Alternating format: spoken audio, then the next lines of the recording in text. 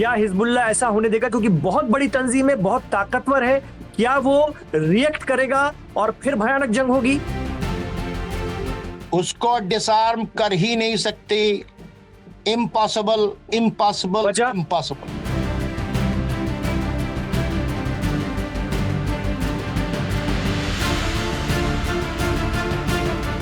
वो कहते हैं ये लोग डिस्टर्ब करते हैं, ये लोग ना चैन से रहते हैं ना रहने देते हैं, और इनकी सब में जड़ में है अगर कोई कंट्री तो वो है ईरान और उनका इस्लामिक निजाम।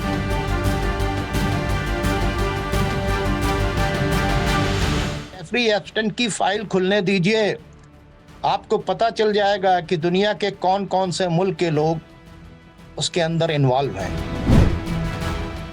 इनके लिए आप एक टर्मिनोलॉजी, एक लफ्ज का इस्तेमाल करते हैं अक्सर। आपने हमारे जो वीडियो भी हमारे साथ आप शेयर करते हैं, बात करते हैं, उसमें भी आप कहते हैं कि ये मुनाफिक हैं, इन पर यकीन नहीं किया जा सकता। और फिर मैंने देखा कि सोशल मीडिया पर भी आपके वीडियोस को देखकर बहुत सारे हमारे दर्शक कहते हैं कि वाकई ये मुनाफिक हैं, और कुछ लोग आपका विरोध भी करते हैं, आपकी आलोचना भी करते हैं। तो क्या ये तमाम अरब मुल्कों और टर्की वगैरह को मुनाफिक माना जाए?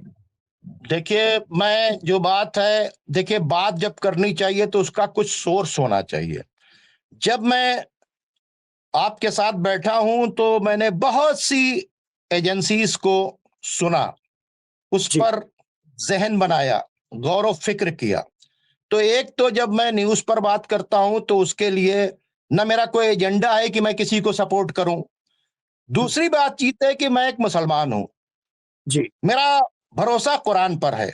कुरान ने क्लियर कट कहा है कि जो इनको अपना सरप्रस्त बनाएगा, जो मेरे व्यूवर्स देख रहे हैं वो जाके सूरह मायदा की आयत 51 से 55 खोल के पढ़ ले, जो इनको सरप्रस्त बनाएगा वो उन्हीं में होगा। आप ये बताइए, इतना बड़ा इन्वेस्टमेंट कतर ने अमेरिका को क्यों किया? उसको जहाज भी दिया, पैसा भी दिया। सऊदी अरब ने क्या किया है? सवाल ये पैदा होता है, एक तरफ बच्चे गजा के मर रहे हैं, भूख से तड़प रहे हैं, वहां पर इस वक्त की जो सिचुएशन है इतनी खराब है कि आप सोच नहीं सकते, पानी भरा हुआ है। ये वहां के ऊपर उन लोगों की मदद नहीं कर सकते। दूसरी तरफ जो है, इन्होंने क्या किया कि पूरी मदद करने के बाद जो है बशर असद की हुकूमत को गिराकर जौलानी को लाकर खड़ा कर दिया। ये मदद किसकी की? मदद की इन्होंने अमेरिका की। और उसी बात को वह कह रहा है आज ट्रंप खड़ा होके कि टर्की हमारा दोस्त है। टर्की ने क्या कर दिया जो उनकी दोस्ती है? टर्की उनका दोस्त है, ये क्यों कह रहे हैं? जौलानी उनका दोस्त हो सकता है, ठीक है? तो सवाल ये पैदा होता है कि ये जो मुनाफिक की बातचीत है, ये मैं नहीं कह रहा हूं, ये कुरान इन्हें मुनाफिक कह रहा है। तो अब अगर वो मुस्लिम्स जो मेरे ऊपर एतराज करते हैं तो मेरे ऊपर एतराज ना करें, वो कुरान के ऊपर एतराज करें। कुरान कहता है कि ये उन्हीं में है। देखिए, फिलिस्तीन के इशू ने क्लियर कर दिया, गाजा के 2.5 साल के मामलात के अंदर क्लियर कर दिया कि ना इनको औरतों की परवाह है, ना बच्चों की परवाह है, ना किसी की परवाह है। जबकि इंटरनेशनल क्रिमिनल कोर्ट ने भी यानी बेंजामिन नेतन्याहू को जेनोसाइड करने वाला मान लिया, पूरी दुनिया ने मान लिया। आप ये बताइए, यूरोप के अंदर प्रोटेस्ट हुआ, अमेरिका के अंदर प्रोटेस्ट हुआ, अरब कंट्रीज में कितना प्रोटेस्ट हुआ? अभी कल परसों की मैं एक टर्की की एक औरत अपने गले के अंदर एक फिलिस्तीन का फ्लैग या सिंबल लगाए हुए थी, मदीने ज़ियारत के अंदर गई थी, वहां की पुलिस ने उसको पकड़ा और पकड़ने के बाद कहा ये फिलिस्तीन का झंडा क्यों लगाए हुए यहां के ऊपर? मतलब आप फिलिस्तीन के बारे में कुछ बोलोगे नहीं? इतना जुल्म हो रहा है। कुरान कह रहा है कि जो जुल्म कर रहा है उसके खिलाफ खड़े हो, मजलूमों की मदद करो। और इमाम काबा ने कोई अपील की क्या? किबला अव्वल की आजादी की अपील खाने काबा से नहीं होनी चाहिए जबकि किबला अव्वल खतरे में है? तो ये मैं इनको हिपोक्रेट जो मुनाफिक कहता हूं, मैं इसी से कहता हूं। अब ये किबला अव्वल हम अपने दर्शकों को बता दें, किबला अव्वल मतलब मुसलमानों का पहला किबला वो थी मस्जिद अक्सा मानी जाती है। यरूशलेम में जो है, और ईरान और उसके मुकावमती रेजिस्टेंस जो संगठन है वो इसी यरूशलेम की आजादी की लड़ाई लड़ने का दावा करते हैं। मैं आपसे पूछना चाहूंगा शौकत भारती साहब, हमास क्या हथियार डाल देगा? जो सिचुएशन बन रही है, कई मुस्लिम देशों की फौज भी वहां पर जाने वाली है, हमास पर बहुत प्रेशर बनाने की कोशिश की जा रही है, इसराइल के जरिए भी, अमेरिका के जरिए भी। क्या सिचुएशन बन सकती है? थोड़ा सा संक्षेप में समझाइएगा, उसके बाद मैं हिजबुल्लाह पर आ रहा हूं क्योंकि वहां पर भी यही प्रेशर है। देखिए, हमास का अभी जो लीडर है अबू उबैदा, वो भी रिपोर्ट आ जी गई कि वो मार दिए गए। ठीक है, जी, जो प्रवक्ता भी थे उनके सवाल तर्जुमान। हाँ, तो अब सवाल ये पैदा होता है कि हमास को कमजोर करने का पूरा काम चल रहा है, उनके टॉप के लीडर्स मारे जा चुके हैं, और ये जितने भी अरब कंट्रीज हैं ये सब मिलकर जो है हमास को कमजोर कर रहे हैं।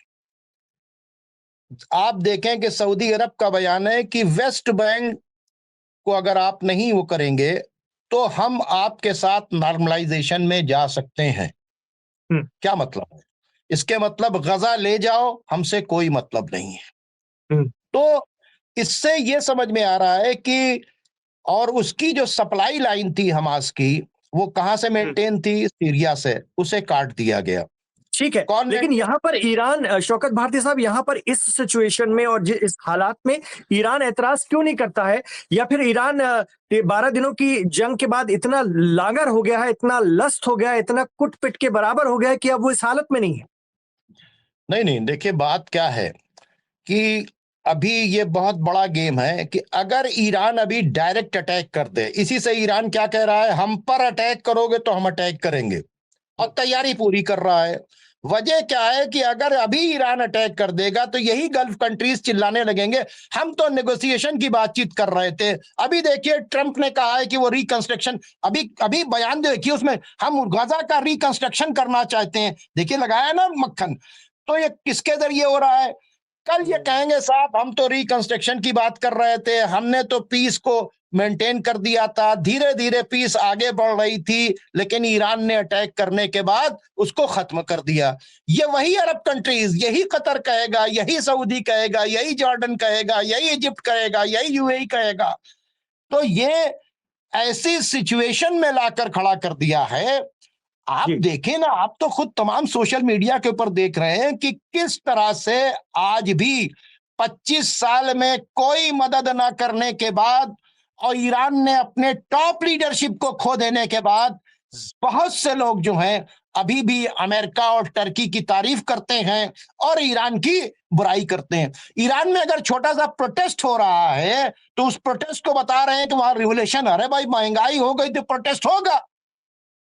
तो और ये मतलब डिस्टर्ब करने की पूरी पूरी कोशिश है। मेरा सवाल यह है कि 25 महीने से तमाम इस्लामिक कंट्रीज ने सिवाय ओआईसी की मीटिंग करने के क्या सपोर्ट किया गाजा को? और धीरे धीरे गाजा सिकुड़ रहा है, सिमट रहा है, या एक्सपैंड कर रहा है। ये फौजें इजराइल की वापस जा रही हैं या उन्होंने वहीं के ऊपर एक येलो लाइन करके अपना बॉर्डर बना रखा है? तो इन सारी बातों को अगर आप देखेंगे तो आपके समझ में आ जाएगा कि ये सिर्फ एक दिखावा है, ड्रामेबाज। और अगर ईरान अभी अटैक कर दे, तो कल देखिएगा तमाम मीडिया चिल्ला, अच्छी खासी बातें हो रही थी, और वो तो भैया ये जो शिया सुन्नी करने वाले हैं इनको एक टेस्टर है। ये बताएं कि हमास सुन्नी है, फिलिस्तीनी सुन्नी है। अगर ईरान की तरफ से शिया सुन्नी हो रहा है तो फिर ईरान फिलिस्तीन को सपोर्ट क्यों कर रहा है? जी किबला अव्वल तो सुन्नियों का भी है, शियों का भी है, आखिर ईरान ही क्यों बोल रहा है? तो ये जो एक मिशन, देखिए फंडिंग होती है, प्रोपेगेंडा होता है, लोग जी बिल्कुल, लेकिन अरब देश, शौकत भारती साहब, अरब देश ये भी मानते रहे हैं, न कहें लेकिन उनका ये थ्रेट है, उनको ये सुरक्षा की फिक्र है कि ईरान ने क्या किया है, 40 से भी ज्यादा अपनी रेजिस्टेंस या मुकावमती तंजीमें, या जिनको प्रॉक्सी कहा जाता है, उनके जरिए पूरे मिडिल ईस्ट को घेर लिया है, और उसमें ये सारे अरब देश भी उससे घिरे पड़े हुए हैं। इसलिए उनको लगता है कि कल को अगर कोई भी बात ऐसी होती तो ये सारी तंजीमें हम पे चढ़ बैठेंगी और ईरान इस पूरे रीजन में जो है एक बड़ी पावर बन जाएगा, सुप्रीम पावर बन जाएगा, क्योंकि ईरान का छुपा हुआ एजेंडा भी वही है, शिया पावर बनना। इसलिए हम इसको ऐसा नहीं होने दे सकते और यही वजह है कि वो लगातार इसको लेकर अपना मोर्चा बनाते हैं। तो इसमें गलत क्या है? वो फिर उसमें बड़ी ताकतों का सहयोग ले रहे हैं, तो इसमें गलत क्या है? ईरान भी तो चीन का, रूस का और भी देशों का सहयोग लेता है उस खित्ते में अपना दबदबा बनाने के लिए। देखिए, बहुत अच्छा आपने सवाल किया और इस सवाल का होना बहुत जरूरी था। सबसे पहले जब आप ईरान को देखते हैं तो 79 के रिवोल्यूशन की बातचीत देखिए। ईरान ने 79 के रिवोल्यूशन के बाद दुनिया के तमाम मुसलमानों से कहा कि अगर मिलकर एक एक बाल्टी पानी डाल दो तो इजराइल बह जाएगा। ईरान का पहले दिन से एजेंडा क्या था कि अगर मुस्लिम उम्मा मिलने के बाद मुत्तहिद हो जाए, और मैं जो आपसे बात कर रहा हूं मैंने खुद सऊदी अरब के अंदर अपनी इन आंखों से देखा कि 1983 के अंदर हज के जो अय्याम चल रहे थे, उन हज को खत्म होने के बाद एक बहुत बड़ा जुलूस ईरानियों की तरफ से निकला। वहां पर बैतुल मुकद्दस का मॉडल था और उनकी छतरियों के ऊपर लिखा था या युल मुस्लिमून इत्तहदु इत्तहदु, ए मुसलमानों एक हो जाओ क़िबला अव्वल की आजादी के लिए। ठीक है, तो अगर क़िबला अव्वल की आजादी की काल 79 से चल रही है और सारे जो इस्लामिक कंट्रीज जो हैं वो कान में तेल डालकर बैठे हैं, तो उन इस्लामिक कंट्रीज के अंदर रहने वाली तंजीमें अगर बैतुल मुकद्दस की आजादी और फिलिस्तीन की आजादी के लिए एकजुट हो रही हैं, उनका एजेंडा क्या है? फिलिस्तीन की आजादी, फिलिस्तीन की आजादी, अमेरिका के वर्चस्व से खाली कराना, वो अमेरिका और ब्रिटेन जो डिवाइड एंड रूल करके उम्मत को तोड़ रहे हैं उनको अलग करना। तो सवाल ये पैदा होता है कि अगर फिलिस्तीन की आजादी के लिए शिया तंजीमें खड़ी हुई तो क्या हमास सुन्नी तंजीम नहीं खड़ी हुई है? या इस्लामिक जिहाद जो है फिलिस्तीन के लिबरेशन की सुन्नी तंजीम नहीं खड़ी हुई है? या बहुत सी और लेबनान के अंदर जो तंजीमें हैं सुन्नी, क्या वो बैतुल मुकद्दस के लिए? तो वहां तो शिया और सुन्नी की बात ही नहीं हो रही है, ये तो सिर्फ फिलिस्तीन की आजादी की बातचीत हो रही है। आज फिलिस्तीन को तमाम इस्लामिक कंट्रीज मिलकर खाली करा दे। भाई ये बताइए, ये जितनी भी रेजिस्टेंस फोर्सेस हैं, इन्होंने सऊदी अरब पर अटैक किया, कतर पर अटैक किया, जॉर्डन पर अटैक किया, इजिप्ट पर अटैक किया, कुवैत पर अटैक किया, यूएई पर अटैक किया नहीं किया? इसके मतलब एजेंडा क्लियर है, बैतुल मुकद्दस की आजादी। सवाल ये पैदा होता है, ये तो प्रोपेगेंडा है कि ये आ जाएगा तो हम इनका साथ लेंगे। क्या ईरान से के रिवोल्यूशन से पहले अमेरिका का बेस जो है, क्या नाम है, यहां पर नहीं था सऊदी अरब के अंदर? सऊदी अरब का इस्टेब्लिशमेंट ही जो है किसने किया? ऑटोमन एम्पायर को किसने गिराया? चले जाइए पीछे, ऑटोमन एम्पायर को खत्म करने के लिए पीछे अंग्रेज थे, उन्होंने इन सबको परचेज किया, डिवाइड एंड रूल का एजेंडा किया। ये जो हुकूमत में बैठे हैं मोहम्मद बिन सलमान, इनके फोर फादर मोहम्मद इब्ने सऊद और मोहम्मद इब्ने अब्दुल वहाब नजदी, इन दोनों के कनेक्शन थे, दोनों अंग्रेजों के एजेंट थे। इन्होंने ऑटोमन एम्पायर को गिराया। बहुत गंभीर आरोप लगा रहे हैं आप और बहुत सख्त बयान दे रहे हैं शौकत भारती साहब। ये इस्लाम को भी बदनाम कर रहे हैं, ये इंसानियत के लिए भी नुकसानदेह है, और इनके ही वजह से वो ताकतें जो इस्लाम को बदनाम करना चाहती हैं वो अपने एजेंडे में कामयाब हुई हैं। हमारा रिप्रेजेंटेशन मोहम्मद साहब हैं, उसामा बिन लादेन नहीं है, मुल्ला उमर नहीं है, जौलानी नहीं है, अबू बकर बगदादी नहीं है, मोहम्मद इब्ने अब्दुल वहाब नजदी नहीं है, मोहम्मद इब्ने सऊद नहीं है। हमारा रोल मॉडल मोहम्मद रसूलुल्लाह है। हमारा कॉन्स्टिट्यूशन कंप्लीट है, हमारा कॉन्स्टिट्यूशन कुरान है और हमारे रोल मॉडल मोहम्मद साहब है। बड़ी बात। लेकिन एक बार एक बार मैं फिर हिजबुल्लाह की तरफ जाना चाहूंगा, जिस पर जबरदस्त प्रेशर है, जो दुनिया की सबसे बड़ी गैर सरकारी आर्म फोर्स कहलाती है, लेबनान की तंजीम है, इजराइल से लगातार मुकाबले में है, उस पर दबाव हथियार डालने का दिसंबर की डेडलाइन खत्म हो रही है। 2026 में भयंकर जंग होगी क्या? और क्या ईरान इसमें कूदेगा इस जंग में? क्या मिडिल ईस्ट अभी शांत नहीं हुआ है, वेस्ट एशिया शांत नहीं हुआ है? मिडिल ईस्ट किसी वक्त भी जल जाएगा। बहुत बड़ी बात। अभी आपने देखिए कि यूएई की गद्दारी देखा आपने। यूएई ने एसटीसी को खड़ा कर दिया, कहा यमन के अंदर। और एक तरफ जो है आप देखें कि सोमालिया लैंड को रिकॉग्नाइज करने का बयान जारी कर दिया इजराइल ने। दूसरी तरफ उसने कहा कि हम एसटीएस को भी रिकॉग्नाइज करेंगे। ये किसका कंधा इस्तेमाल हुआ? यूएई का। मैं काफी दिनों से कह रहा हूं इससे बड़ा गद्दार कोई नहीं है। ठीक। अब सवाल ये पैदा होता है कि ये जो यमन के अंदर तैयारी की जा रही है, एक तो यमन के अंदर एसटीसी के जरिए तैयारी की जा रही है अंसारुल्लाह को घेरने की। दूसरे तरफ जो है सोमालिया लैंड के तरफ जो है वो वहां के ऊपर से घेरने की तैयारी की जा रही है। ठीक है। अब यकीनन तीसरी तरफ हमने बताया ना कि साइप्रस की तरफ से, ग्रीस की तरफ से टर्की को घेरने की तैयारी की जा रही है। ठीक है। और इधर लेबनान में बड़ी जी आप देखिए कि नाइजर के अंदर जो है बाकायदा तौर के ऊपर एक स्टेटमेंट दिया गया है कि सब लोग हथियार उठा लें। और ये जो क्या नाम है लड़ाके जो हैं, अब लोगों के सबके समझ में आ गया है कि ये तमाम लड़ाके बनाए किसने हैं, ये तमाम टेररिस्ट ऑर्गेनाइजेशन बनाए किसने हैं, ये किसको फायदा पहुंचाती हैं। ये अमेरिका को, ये इजराइल को फायदा पहुंचाने के लिए, यूरोप को फायदा पहुंचाने की, हमारे रिसोर्सेस को लूटने के लिए। तो अब अफ्रीका तक एक हंगामा चल रहा है कि इनको पहले कंट्रोल किया जाए। ठीक है। तो ये तमाम फोर्सेस जो हैं अगर आप देखें तो ये नुकसान पहुंचा रही हैं। इसके पीछे बाकायदा तौर पे फायदा किसको पहुंच रहा है? मैं हिजबुल्लाह पर था, मैं लेबनान पर था। बहुत अच्छी बात है। आइए आप हिजबुल्लाह को ये बताइए कि इजराइल को 2006 के अंदर 34 दिन की जंग में डिफीट किसने किया? हिजबुल्लाह ने। किसके वजह से? ईरान की वजह से। ईरान बहुत दूर था। सपोर्ट कहां से मिल सकता था? सीरिया से। सीरिया में कौन सपोर्ट दे रहा था? बशर असद। तो उसके बाद आईएसएस खड़ी की गई। आईएसएस को पूरी सप्लाई जॉर्डन, सीरिया, इराक और लेबनान का एक बॉर्डर है जहां के ऊपर अमेरिकन बेस बना हुआ है।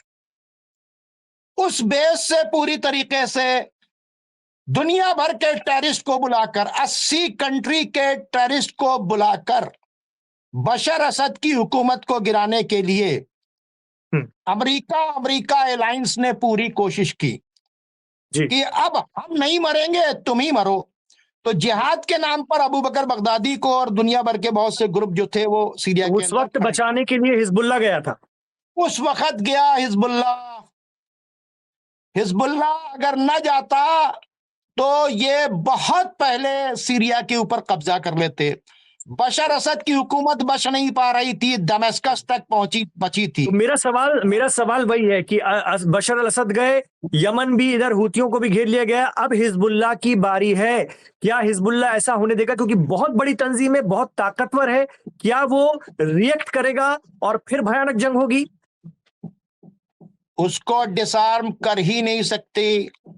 इम्पॉसिबल। वजह वो लड़ेंगे जब हमास को पूरा अमेरिका, इजराइल और यूरोप मिलकर डिसआर्म नहीं कर सका तो लेबनान की गवर्नमेंट जो है वो डिसआर्म कर लेगी। ये खेल खेला जा रहा है कि अंदर से उसको हम लड़ाकर कमजोर कर लें। यानी अब लेबनान की आर्मी और हिजबुल्लाह टकरा जाए, वहां पर डिस्टर्ब हो जाए हिजबुल्लाह, यमन को वहां के ऊपर से कमजोर कर दिया जाए। ठीक है। यहां हमने सीरिया के अंदर अपना सब कब्जा कर ही लिया है, गोलान हाइट्स ये तो हमारा ही हो चुका है। टर्की को हमको वहां के ऊपर एंगेज कर देना है, ग्रीस और वहां के ऊपर साइप्रस के उस जगह के ऊपर। सऊदी अरब को हमको वहां के ऊपर एंगेज कर देना है। ये चारों तरफ इंगेज करने का खेल खेला जा रहा है, ठीक है। अब सवाल ये पैदा होता है कि बगैर मदद के अमेरिका के, इजराइल के, हिजबुल्लाह डिसआर्म नहीं होगी। और लेकिन और हिजबुल्लाह को डिसआर्म करने की कोशिश जो है वो कामयाब नहीं होगी। ये भी सुन लीजिए, क्या हिजबुल्लाह के लिए ईरान मैदान में उतरेगा? 100%। बहुत बड़ी बात, फिर बड़ा दावा आपकी तरफ से, फिर बड़ा दावा। अरे जब कहा जा रहा है शौकत भारती साहब कि ईरान खुद कमजोर हो गया है, 12 दिनों की जंग में उनकी टॉप आईआरजीसी की लीडरशिप मार दी गई, उनके वैज्ञानिक साइंसदान मार दिए गए, सुप्रीम लीडर को खुद जो है सेफ जोन में जाना पड़ा, इमाम आयतुल्लाह अली खामनेई साहब को। ऐसे में ईरान क्या हिजबुल्लाह को बचाने आएगा? देखिए, आप खामनेई साहब का एक बयान याद रखिए। जी। कुछ लोग जो हैं वो अपना रोल मॉडल अच्छे लोगों को जब बनाते हैं तो फिर उसको छोड़ते नहीं है। उन्होंने कहा मैं रहूं या ना रहूं, तुम्हें इमाम हुसैन के रास्ते के ऊपर गामजन रहना है। मतलब क्या रास्ता था कि जिल्लत की जिंदगी से इज्जत की मौत बेहतर है। तो अब अगर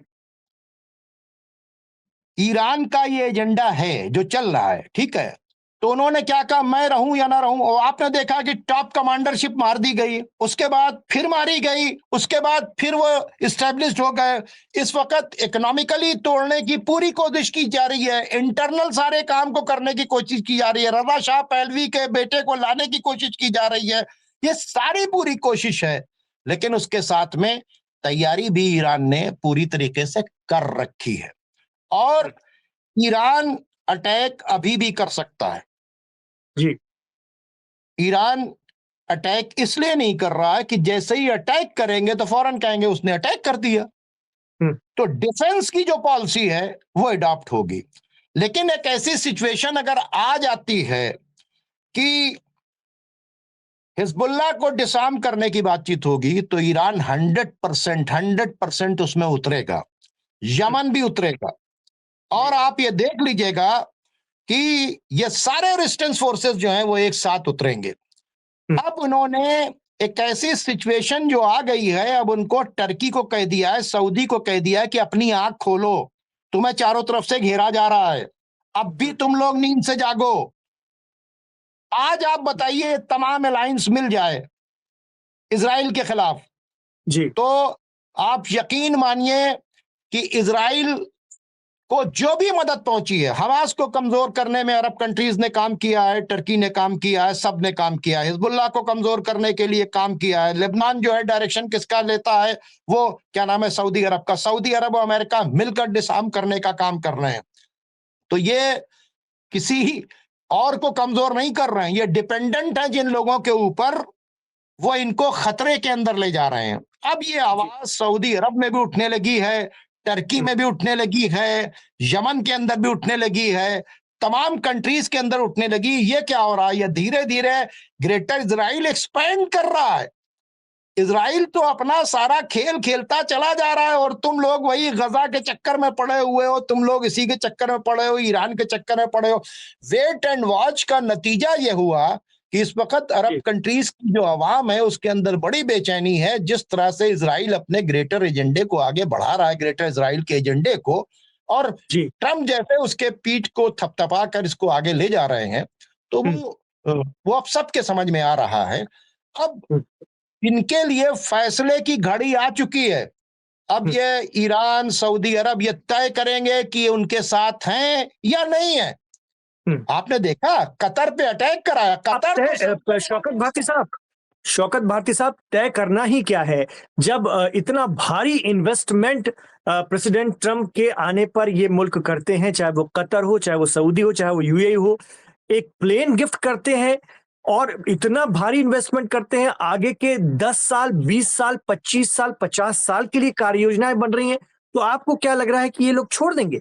दूसरी बात मैं आपसे पूछना चाहता हूं, जो लोग आमतौर पर सोशल मीडिया पर चर्चा करते हैं, वो लोग भी जो कि इस पूरी सिचुएशन के बारे में नहीं जानते और कहते हैं कि भाई अगर गजा को खूबसूरत बनाने की कोशिश हो रही है, वो एक हब बन जाएगा, वहां दुनिया की सारी सुविधाएं होंगी, तो शौकत भारती जैसे लोगों को या ईरान को दिक्कत क्या है? काहे की तकलीफ है? क्या लोगों की जिंदगी अच्छी नहीं होनी चाहिए? क्या वो सुकून में नहीं होनी चाहिए कि बस जिंदगी भर रेजिस्टेंस करते रहें, बार बार रेजिस्टेंस करते रहें? ये कैसी मुकावमत, ये कैसा रेजिस्टेंस है? अब आप ये बताइए, खुदा ना खास्ता जिस तरह की बदतमीजियां हमारे साथ में, हिंदुस्तान के साथ में ट्रंप कर रहे हैं, कभी टैरिफ लगा रहे हैं, कभी धमकी दे रहे हैं, कभी कुछ कर रहे हैं, ठीक है, तुम ब्रिक्स में नहीं जाओगे, ये नहीं जाओगे, खुदा ना खास्ता हमारे मुल्क के ऊपर कब्जा हो जाए और सारी फैसिलिटीज हमको दे दी जाएं, तो जो वाकई भारतीय है, जिसको अपने मुल्क से, जिसको अपनी मिट्टी से मोहब्बत है, तो क्या ये उसकी जमीन इतनी सस्ती है कि अगर वहां पर, यहां पर यूनिवर्सिटी बना दी जाए, यहां पर नौकरियां दे दी जाएं, तो क्या इसको हम बेच देंगे? हम तो वो हैं कि हमने ईस्ट इंडिया कंपनी को यहां से भगाया है। ईस्ट इंडिया कंपनी आई यहां के ऊपर थी, हमने लड़कर भगाया है। कोई भी खुददार शख्स जिस धरती के ऊपर पैदा होता है, उसको उस धरती से मोहब्बत होती है, वो उसकी अपनी धरती होती है। हमारे हिंदुस्तान में तो धरती को माँ कहा जाता है। उसको बचाने के लिए 100% लड़ना चाहिए। ये कौन सी बातचीत है कि हम यहाँ पे बिल्डिंग बना देंगे और उसके बाद बहुत अच्छी यूनिवर्सिटीज बना देंगे और उसके बाद हम यहाँ से कमाते रहेंगे, तुम्हारा गैस और तुम्हारी तेल और तुम्हारी तमाम आजादी जो है वो खत्म कर देंगे और फिर तुम हमारे कस्टमर बन जाओगे, हम अय्याशी के सारे अड्डे खोल देंगे, यहाँ पोर्न इंडस्ट्री होगी, यहाँ ड्रग्स बिकेगा, यहाँ कैसीनो होगा, तुम बर्बाद होके हमें पेमेंट करते रहोगे। ये एहसान नहीं है। एक नई इंडस्ट्री डेवलप करना चाह रहे हैं कि वो लोग जो बुराइयों को बुरा कहते हैं, जो चाहते हैं कि हम अपने कैरेक्टर को, अपने चरित्र को मेंटेन करें, हम ना जुआड़ी बने, ना हम शराबी बने, ना ड्रग्स लें, ना हम अय्याश बने, हमारी औलाद एक अच्छा इंसान बनकर जिए, ये तो वो तमाम फैसिलिटीज दे देंगे वहां के ऊपर कि जो चाहे करो। और उसके बाद जैसा इन्होंने ईरान के अंदर किया था, वहां से क्या किया था, ईरानियों का पैसा लूट रहे थे, वो कैसीनो में जाते थे, पैसा इनको मिलता था, वो ड्रग्स लेते थे, पैसा इनको मिलता था, वो बार में जाते थे, पैसा इनको मिलता था, वो डांस बार में जाते थे, पैसा इनको मिलता था। तो ये अपनी इंडस्ट्री कायम करने के लिए आए। इनको अगर फिलिस्तीनियों से मोहब्बत होती तो रोटी पहुंचाते, पानी पहुंचाते। इनको अगर उनसे मोहब्बत होती, इस 2.5 साल की जंग में जितनी बार भी यूनाइटेड नेशन के अंदर फिलिस्तीन की जंग को रोकने के लिए बात की गई, हर बार 10 बार विटो किया है अमेरिका ने। मतलब क्या है? और अभी भी मारने दे रहे हैं, मर रहे हैं रोजाना। 1000 से ज्यादा वायलेशन सीज फायर का हुआ है, लेबनान का भी और फिलिस्तीन का भी। ये सिर्फ बातें हैं। ये इस तरह के लोग हैं जो इस तरह की बात करते हैं, ये पेड लोग हैं या बेवकूफ लोग हैं? इनकी अपनी एक प्रोपेगेंडा मशीनरी है। जी, लेकिन एक चर्चा ये भी चलती है, इस्राएल के रहते हुए या इस्राएल कभी कभी और अमेरिका, जिस तरह से अमेरिका का हाथ इस्राएल पर है, उन दोनों के बीच में सदाबहार दोस्ती है। नामुमकिन है कि कयाम फिलिस्तीन कभी हो, धरती पर फिलिस्तीन जैसे मुल्क का कभी वजूद हो, ये नामुमकिन है। इसीलिए बहुत से लोग कहते हैं कि हमें इससे ऊपर अब सोचना चाहिए और शायद यही वजह कि अरब देश भी सोचते हैं कि ठीक है, एक टू स्टेट का कहीं दर्जा मिल जाए तो मिल जाए, लेकिन इसके लिए ईरान जैसे पूरी ताकत झोंक के एक ही एजेंडा चलाने की जरूरत नहीं है, और भी काम है दुनिया में। आप एक बात समझ लें कि अब इस तरह की जो बातें करते हैं, इसके मतलब इनके अंदर से इंसानियत खत्म हो गई। और जब इंसानियत खत्म हो जाती है तो फिर कुछ नहीं बचता। इनके पास पूरी ताकत है फिलिस्तीन की जमीन लेके देने की, इनके पास पूरी ताकत है। मैं कह रहा हूं कि अभी ये अपने डिप्लोमेटिक रिलेशन कट कर दें, अभी सप्लाई चेन बंद कर दें, और अभी इनके खिलाफ यूनाइट होकर एक फोर्स बना लें, आप ये देखिए कि ये बगैर किसी लड़ाई के सरेंडर कर जाएंगे। एक ओआईसी की मीटिंग बुलाएं, उसके बाद जो है वहां के ऊपर तय करें कि अब फोर्सफुली इसे रोका जाएगा, हमारी फौजें अलर्ट हैं। अभी देखिए क्या हो जाएगा। ये करना नहीं है। आखिर ये फौज रखी किस वास्ते है तुमने? ये सबसे ज्यादा हथियार कतर ने क्यों खरीदा है गल्फ के अंदर? सऊदी अरब ने क्यों खरीदा है? ये एक से एक फाइटर जेट्स क्यों खरीदे हैं? किस खरीदा है ना, ईरान से मुकाबला करने के लिए खरीदा है, हूतियों से मुकाबला करने के लिए खरीदा है, और भी उनके जो रेजिस्टेंस है उनसे मुकाबला करने के लिए खरीदा है। तो मतलब यह है कि आपको न किबला अव्वल की परवाह है, न फिलिस्तीन की परवाह है, न इंसानियत की परवाह है। मैं तो आपसे बहुत अच्छा यूरोप के उन लोगों को समझता हूं जिन्होंने फिलिस्तीन के फेवर में प्रोटेस्ट किया, उन स्टूडेंट्स को समझता हूं कि जिन्होंने अपनी पढ़ाई, अपना कैरियर चौपट किया। मैं उन लोगों को समझता हूं कि जिन्होंने नौकरियों से इस्तीफे दिए। मैं उन डॉक्टर्स को सल्यूट करता हूं जिन्होंने फिलिस्तीन का जुल्म देखने के बाद जो आकर रिपोर्ट दी है फॉरेन के डॉक्टर्स ने। हाँ, उन यूनाइटेड नेशन के जो क्या नाम है ऑर्गेनाइजेशन के जो लोग गए थे, जिन्होंने आके बयान किया है, उस बच्ची को जो फ्लोटोला लेकर आई थी वहां के ऊपर, मैं उसको सैल्यूट करता हूं। सवाल ये पैदा होता है, इंसानियत अगर मर जाए, आप ये बताइए, अगर आपके मोहल्ले में 4 गुंडे बदतमीजी करने लगे और आप 2000 लोग खामोश रहे तो बदतमीजी बढ़ेगी, लेकिन 2000 लोग खड़े हो जाएंगे तो ये 4 गुंडों की हिम्मत नहीं पड़ेगी। उसी तरीके से जो फिलिस्तीन की जमीन के ऊपर कब्जा किया बेंजामिन क्या नाम है इजराइल ने, सब देखते रहे। यूनाइटेड नेशन के किसी रेजोल्यूशन को नहीं माना, सब देखते रहे। 2 नेशन की बातचीत हुई, सब देखते रहे, सब रिलेशन करते रहे, सब उनसे जुड़ते रहे, सब फायदा, क्योंकि सबको पीछे कौन था? अमेरिका और ब्रिटेन। अमेरिका और ब्रिटेन क्या चाहता था कि जो हमने कॉलोनी स्टेब्लिश की है इसको तुमको प्रमोट करना है।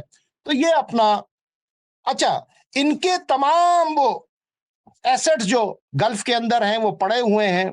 ये जो कुछ कर रहे हैं, इनके वीडियोस उनके पास हैं। अभी तो जेफरी फिर आपने आरोप लगाया, बहुत गंभीर आरोप लगाया आपने।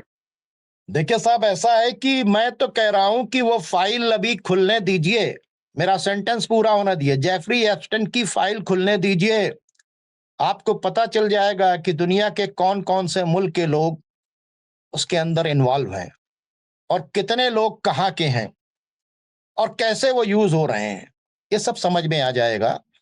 खुलने दीजिए, चीजें छिपती नहीं है। जुर्म काफी दिन तक नहीं छुपता, एक दिन एक्सपोज होकर सामने आता है, वक्त लगता है, टाइम लगता है। वेट एंड वॉच कीजिए। और ये कि वो सब ले लेंगे, खत्म कर देंगे, ये गलत फहमी है। याद रखिएगा, स्प्रिंग को जितना दबाया जाता है, ठीक है, उसके बाद जब स्प्रिंग जो है रिलीज होती है तो उससे ज्यादा फोर्स से आती है।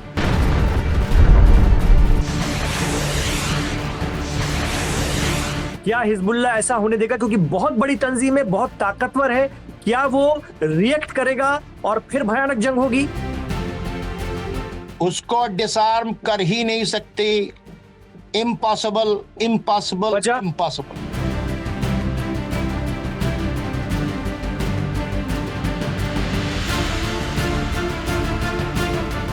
वो कहते हैं ये लोग डिस्टर्ब करते हैं, ये लोग ना चैन से रहते हैं ना रहने देते हैं, और इनकी सब में जड़ में है अगर कोई कंट्री तो वो है ईरान और उनका इस्लामिक निजाम।